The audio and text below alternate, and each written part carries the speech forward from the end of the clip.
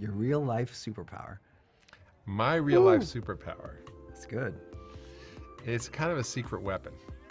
And I'm a doctor. And I use it.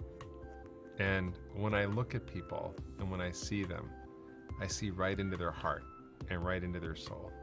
And I can say exactly what they're feeling and what they're thinking.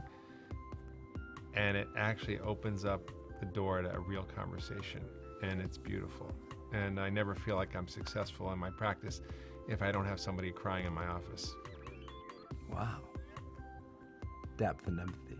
You know, you just have like this connection that I can just see, you know, and I don't sort of talk about it a lot. I don't actually let people know because they can be scared. Or I don't even talk about it with them. But when I want to do it, I can. It helps you diagnose things a lot faster. It helps me Yes, it helps me diagnose things. It helps me, you know, connect with people and. I feel that. It's amazing. Yeah. The ability to communicate things in a way that people can integrate. You know, because I'm in a world where a lot of people have lots of information, they're overwhelmed, whether it's like motivation and personal development, they don't know like what to do to change their life, and they get 50 pieces of advice, but they don't feel like they can change. Or in the marketing space, they get a million pieces of advice, do these things for your business, and they really need 5 moving parts, but they don't believe they can do them. And it's about helping people hear information and integrate it. I'm really good at frameworks or metaphors to help them go, oh, that's what all these people have been saying, that just do that. Tell a story. Yeah. You make something really complex, really simple. Really simple. Just dial it down. Maybe that's connecting all the dots. Same thing.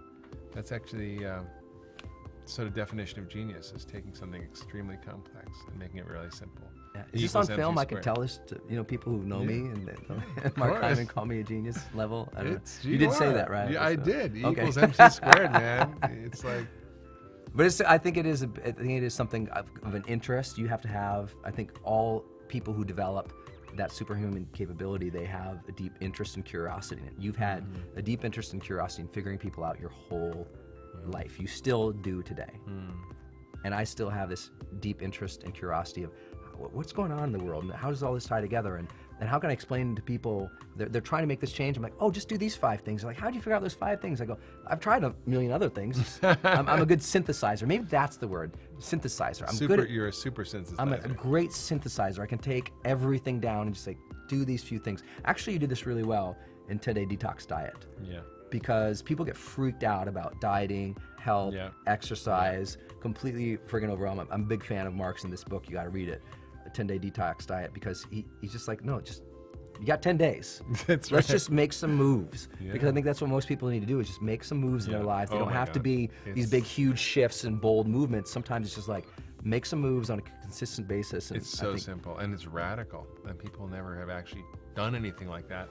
Yeah. And they see the change, and just like what you do, you get people to sort of make a few simple changes, and they kind of wake up and go, wow, there's power here. Yeah, and I think we both have the ability, because I've seen him speak, and I think we both have the ability and the desire to help people also think bigger for themselves.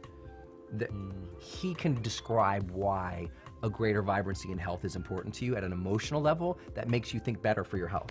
Yeah. You know, I try to do the same thing in your personal development, and your achievement, and your motivation, your courage. Is like, if you knew what you could tap into and you did it on a consistent basis, it's not like you just change your world, because everyone's so much, I need to change my life. I'm like, actually, you need to change the world. Yeah. So yeah, let's get your life in order.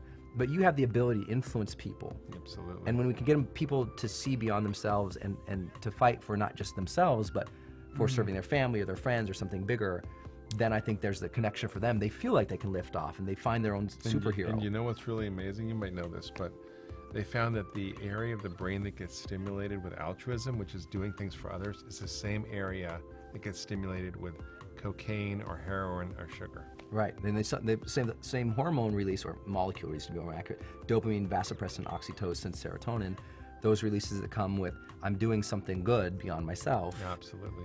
Those things linger just as much as, you know, we did something good for ourselves. I wrote a blog about the secret of happiness, and it's that. It's exactly that. That's awesome. Like the moments in my life when I've been most happy is when I'm doing something for somebody else. Wow.